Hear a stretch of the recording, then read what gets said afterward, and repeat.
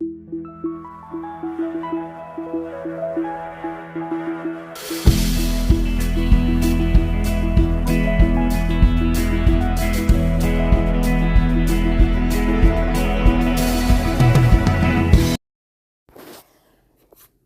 everyone, this is Sabrina with Sabrina's Crafty Home Decor.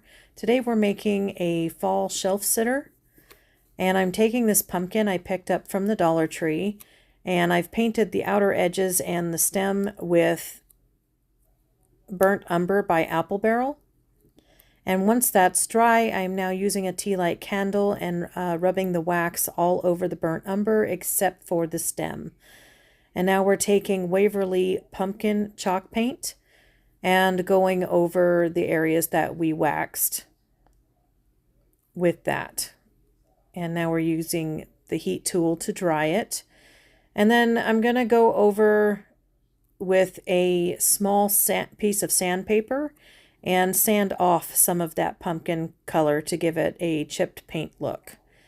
And I was trying to do that one-handed. I have my 5-month-old grandbaby in my lap on the other side. This is Waverly Ivory. No, I'm sorry, I used cashew. Waverly Cashew chalk paint that I will paint the oval and both half moons with. And then once that's dry, I'm going to paint. Well, first I'm going to take the 2 bottom layers of this napkin that I picked up at decoupagenapkins.com. I'm going to take the 2 bottom layers off, leaving just that thin top image. And then I'm going to paint the center oval with Mod Podge. And then I'm going to use my fan brush to slowly lay down and smooth out that napkin so that we don't have any wrinkles or bubbles. And then I'm using the sandpaper to sand off the excess napkin from the edges. And then I will give it another top coat of Mod Podge to seal it. Then I'm going to do the same process on both half moons, which I will mostly do off screen. But once all the napkins are in place and dry, I will use a sponge and Joe Leaf black finishing wax that I picked up on Amazon, and rub the edges of the napkin as well as the pumpkin with the finishing wax, just to help give it a more aged look.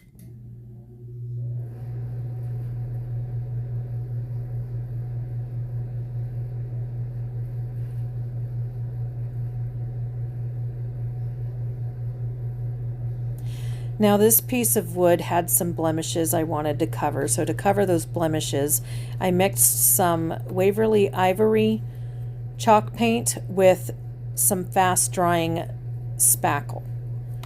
I mixed those 2 together and then painted the board with it to cover the blemishes. Once that was done and dry, I realized I wanted to do a different color, so I'm painting over that with Burnt Umber by Apple Barrel. And I did both sides and all 4 edges, and this took 2 coats. Now, if you like this video and would like to see more of my videos, please be sure to hit subscribe and then click the bell and then click on all, so you will be notified whenever I post new videos. Now we're drying this with the heat tool, and once that's dry, I will take that tea light candle and rub the wax all over the entire board again. And I made sure I had a nice thick coat of wax on this. And then I'm using the Waverly pumpkin chalk paint and giving it a coat all the way around the board. And then drying it. And once dry, I will use some packing tape and smooth that over the paint and rip it off to remove some of that pumpkin color to give it a chip paint look. And now I'm using wood glue and 4 tumbling tower blocks I picked up from Dollar Tree. And I'm gluing 2 sets of 2 together. And then I will use E6000 glue to glue those 2 tumbling tower blocks to the front and to the back of the pumpkin, and then gluing those down as a base to hold the pumpkin in place to the wood that we just painted. This here is a foam ball and a piece of fabric, and I have wrapped the fabric around the foam ball and tied it with jute twine. That's going to be the head of our scarecrow. And then I took 4 square pieces of wood that I picked up at Dollar Tree and a wooden bead, and I glued the wooden bead on top of those 4 pieces, and that is going to be our form for our hat for our scarecrow. And I used a really thick piece of burlap ribbon, and I soaked it with Mod Podge and then formed the hat around those 4 pieces of wood and the bead. Once dry, it should be really stiff. And then I took a piece of fabric and glued that all the way around, hot glued that all the way around the base of our hat, and then hot glued the hat to the top of our scarecrow. Now I lost the footage for how I made the scarecrow, so if you'll stick with me to the end of the video, I will explain at the end of the video how I made the scarecrow. And now I'm using one of my grandkids' color pencils to draw the face on, and then I'm going over that with permanent marker once I'm satisfied with the face. And then I'm using some Waverly Pumpkin to fill in the nose. And now here I'm taking little strips of raffia and I'm shoving them inside of the brim of the hat to create the hair. It would have been easier to hot glue the raffia to its head and then glue the hat on top, but I forgot about the hair, so we're doing it the hard way. And I'm using that nail file to help shove the raffia between the hat and the head of the scarecrow.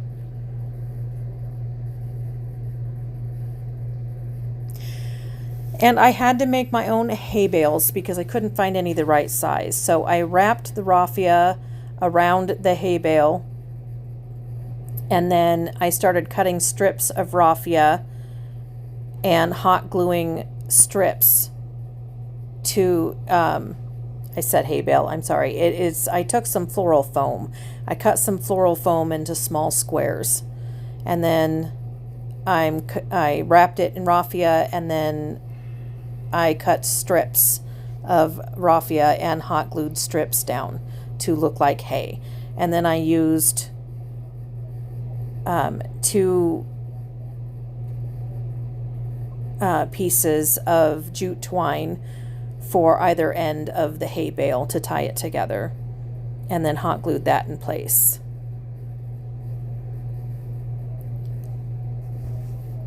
And the little jack-o'-lantern candle holder I hot glued down I found at Goodwill, and the florals I picked up at Temu, and the pumpkins I believe I got from Dollar Tree.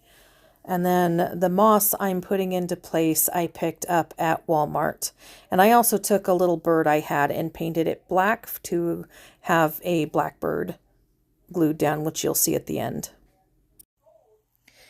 So my phone started glitching in the making of this video, and it started getting hot. They sent me a new phone.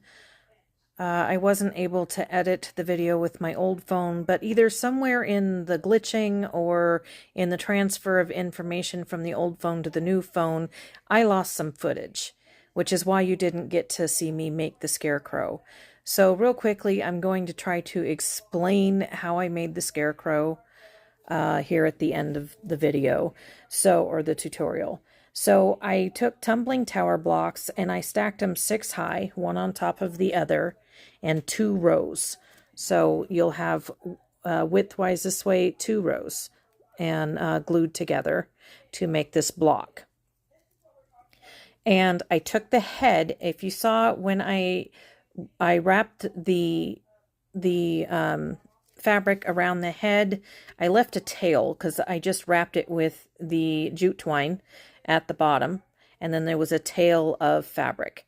So I hot glued the tail to his back, and then I hot glued his head in place here. And I hot glued the tail so it would be flat against his back. Then I took a piece of fabric and I wrapped it all the way around his body and hot glued it to the back, covering that tail from his head onto his back, and hot glued it back there. So, and then I took a couple, so I made sure that the fabric was high enough to reach just to the bottom of his head to cover where he was glued. And then I cut a piece of fabric and I kind of frayed the ends. I just used a sander, a little handheld sander, and then sanded down the edges a little bit to give them a frayed look. And I tied it and then hot glued it in place here for the scarf to hide where the neck meets the body. Okay. So, and then the arms, I took small strips of fabric and I stuffed them with just some cotton stuffing. So that's just cotton batting in there. Okay. And then I put some cotton batting in the center and then rolled it like my grandfather used to roll up his cigarettes. And then I hot glued it, the seam on the bottom side, okay, together. And then I hot glued them into place up here, okay. And then I left the bottoms open and I had some raffia that I tore into strips like I did for the hay bales. So I tore it into strips and then put a knot in it at the top here. And I I squeezed some hot glue into here and then shoved the knot inside. So there's a knot right here that's glued to the batting on the inside, okay, for his hands. And it's the same concept for the legs. I took more fabric for the legs, and only with these I used a wooden dowel and about about an inch and a half long. And because the legs needed something a little sturdier than batting so that they wouldn't flatten out, as well as something a little heavier so they'd hang like they're supposed to, okay? And I rolled them and hot glued the back closed, and then also left room for me to stuff in the raffia so it looks like hay's coming out of his feet. And then hot glued it to the bottom. And then I used permanent marker for his face, which I think you saw me do. So, and then I went with, I dry brushed some, just to dirty him up a little bit, some of the Jolie black finishing wax. And I kind of went over his clothes and just dry brushed some all over his clothes just to dirty him up a little bit, make him look, more like a scarecrow. I also did the same thing with the hat. I dirtied it up using the finishing wax and give it a more aged, rustic look. Okay. Well, thank you so much for watching, and I hope you enjoyed it. And also I also painted some round beads wooden beads to match the platform. And I glued 4 beads, 2 to the front and 2 to the back for the legs. And here's our finished craft.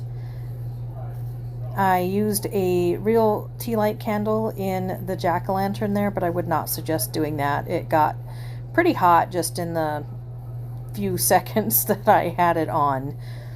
I would definitely use a battery operated candle, as everything on here is pretty flammable. Thank you so much for watching. I hope you enjoyed it.